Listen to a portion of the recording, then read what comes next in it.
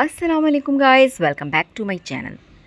आई hope आप लोग सब ठीक होंगे। तो आज मैं आप लोगों के साथ शेयर करूंगी बहुत ही मज़ेदार सी रेसिपी, यानी कि मैं चुकंदर के जूस की रेसिपी आप लोगों के साथ शेयर करूंगी। ठंडा ठंडा शरबत जिसको पीने के बाद आप अंदर बाहर दोनों से ठंडक महसूस करेंगे, और इसके साथ साथ बहुत सी बीमारियां भी इससे ख़त्म होती हैं। बीपी को भी कम करने में ये मदद करता है, हमारी बीपी भी इससे कम होता है।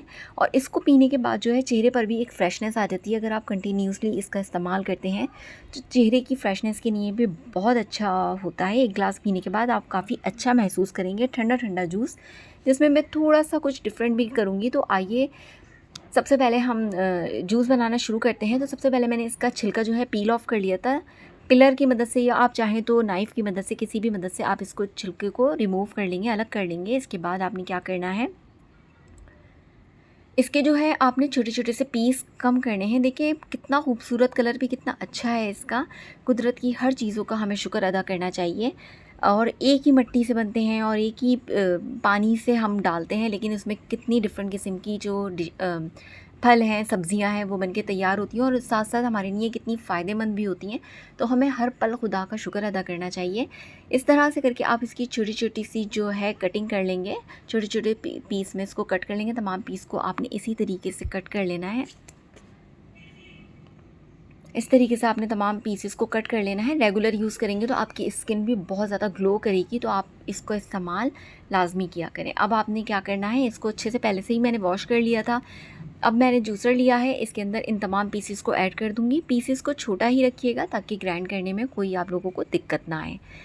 इसके बाद मैंने 1 टीस्पून जो है इसमें शुगर ऐड करी थी। शुगर जो है वो टोटली ऑप्शनल है, आप डालना नहीं चाहें तो नहीं भी डाल सकते। 1 पिंच जो है मैंने इसमें सॉल्ट भी ऐड किया है, थोड़ा सा, बिल्कुल बिल्कुल थोड़ा सा मैंने इसमें सॉल्ट ऐड किया है। इसके बाद मैं इसमें जो है थोड़ा सा ऐड करूँगी सोडा।